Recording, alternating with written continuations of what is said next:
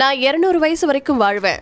ஏன்னா என்கிட்ட எந்த கெட்ட பழக்கமும் கிடையாது. என்னோட வைஃபே எனக்கு விஷ வச்சு கொல்ல பார்த்தாங்க. ஒரு டைம் தண்ணி குடிக்கலான்னு போகும்போது அந்த தண்ணியில சைனைடு கலந்துருந்துச்சு. என்னோட பசங்க பொறுப்பற்றவங்க. என்னுடைய இளமை காலங்கள்லயும் நான் தனியா தான் இருந்தேன். இப்பவும் நான் தனியா தான் இருந்துட்டு இருக்கேன். 72 வயசான என்னைய 23 வயசு பொண்ண கல்யாணம் பண்ணேன்னு சொன்னா உங்களோட நாக்கெல்லாம் அழுகி போயிடும். 65 வயசுக்கு அப்புறமா நான் செக்ஷுவல் லைஃப்ல ஈடுபடவே இல்ல. நான் ஒரு சித்தருடைய வழிகாட்டுதலோட வாழ்ந்துட்டு இருக்கேன். இப்படி தன்னோட லைஃப்ல நடந்த பல விஷயங்களை ஷேர் பண்ணி ஒரு பிரபலத்தினுடைய வீட்டுல இப்படி இல்லாம நடக்கும் அப்படின்னு சாதாரண மக்கள்லாம் அதிர்ச்சி அடைகிற அளவுக்கு பல விஷயங்கள் நடந்திருக்கு ஜாகுவார் தங்கத்தினுடைய வாழ்க்கையில. தமிழ், தெலுங்கு, ஹிந்தி, மலையாளம், கன்னடம்னு தென்னிந்திய மொழிகள்ல ஸ்டன் மாஸ்டர் வேலை செஞ்சவர் தான் ஜாகுவார் தங்கம். இவருக்கு 5 முறை தமிழ்நாடு மாநில அரசு விருதும் கிடைச்சிருக்கு. இவருக்கு சாந்திங்கிற மனைவியும் விஜய சஞ்சீவி அண்ட் ஜாகுவார் ஜெய் இப்படி 2 பசங்களும் இருக்காங்க. சமீப காலமா இவரை சுத்தி பல கான்ட்ரவர்ஷியலான விஷயங்கள் போயிட்டு இருக்கு. 23 வயசு பொண்ணு இவர் கல்யாணம் பண்ணிட்டாரு அப்படின்னும், இவருடைய மனைவியே இவரை கொல்ல பாக்குறாங்க அப்படின்னும், பசங்க சொத்துக்காக இவரை பைத்தியம்னு சொல்லிட்டாங்க அப்படின்னு பல விஷயங்கள் பரபரப்பா பேசப்பட்டு வந்துட்டு இருக்கு. இதை பத்தி விரிவா சொல்லிருக்கக்கூடிய ஜாகுவார் தங்கம், என்னுடைய சொத்துக்காக தான் பசங்க இப்படி பண்றாங்க.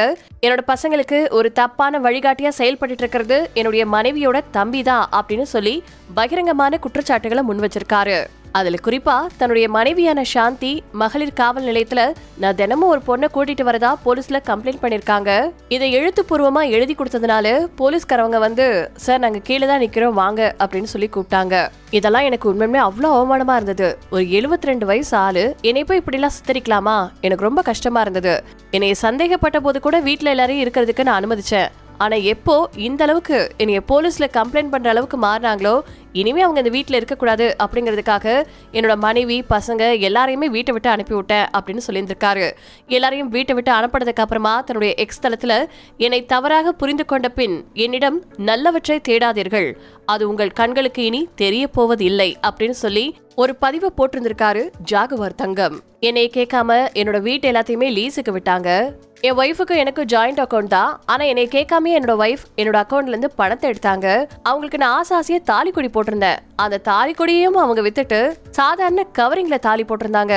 தாலியவே கழட்டினதுக்கு அப்புறமா புருஷன் இருந்தா என்ன இல்லனா என்ன அப்படிங்கறது தானே அவங்களோட எண்ணம். ஒரு நாள் திடீர்னு ஒரு அம்மா வந்து, சார் நீங்க நல்லா இருக்கீங்களா, உங்களுக்கு என்ன பிரச்சனை அப்படின்னு கேட்டாங்க. எனக்கு எந்த பிரச்சனையும் இல்லம்மா, நான் நல்லா தான் இருக்கேன் அப்படின்னு. ஆமா சார், நீங்க இன்டர்வியூலாம் கொடுத்தீங்க, ஆனா உங்க பசங்களும் ஒய்ஃபும் உங்களுக்கு மனநிலை பாதிச்சிருச்சு அப்படின்னு சொல்லில உங்களோட வீட்டெல்லாம் எங்களுக்கு லீஸ்க்கு விட்டாங்க அப்படின்னு சொன்னாங்க.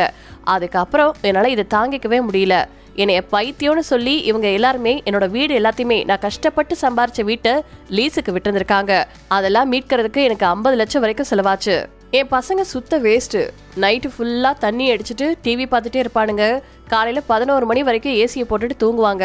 ஒரு எக்ஸசைஸ் பண்றது கிடையாது, ஒரு நல்ல வாழ்க்கை முறைய வாழ்றது கிடையாது. அவங்களுக்கு எதை வச்சு நான் என்னோட சொத்துக்கள்லாம் கொடுப்பேன்? 5 வயசுல எங்க அம்மா என்னை விட்டுட்டு போனாங்க. அதுக்கப்புறமா நானே தான் வளர்ந்துகிட்டேன். இன்னைக்கு 72 வயசாயிடுச்சு. இன்னைக்கு வரைக்கும் என்னோட துணிகளை நான் தான் துவைச்சிட்டு இருக்கேன். என்னுடைய பிறந்த நாளுக்காக 200 ரூபா நோட்ல ஒரு மாலை போட்டாங்க அந்த பொண்ணு. அவ்வளவுதான்.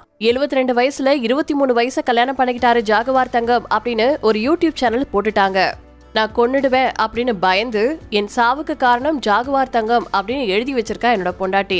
அதுக்கப்புறம் எப்படி நான் வீட்டுக்குள்ள அனுமதிக்க முடியும்? அதனால பசங்க உள்ள இருந்தாதான் நானும் இருப்பேன் அப்படின்னு சொன்னா, அதனால எல்லாரையுமே வீட்டை விட்டு வெளியே அனுப்பிச்சிட்டேன். நான் சீக்கிரமா சாகணும், நான் செத்ததுக்கு அப்புறம் என்னுடைய சொத்தெல்லாம் அனுபவிக்கணும் அப்படிங்கிறதுக்காக எனக்கு ஸ்லோ பாய்சன் கொடுக்கறதுக்கு ட்ரை பண்ணாங்க. அதை என் ஒய்ஃபு கிட்ட கேட்கும் போது, நான் விஷம் வச்சேன் வைக்கல அப்படிங்கறத சொல்லாம, நீங்க தூங்குனதுக்கு அப்புறம் கழுத்து அறுத்தலான்னு அவன் தான் சொன்னா அப்படின்லாம் சொன்னாங்க.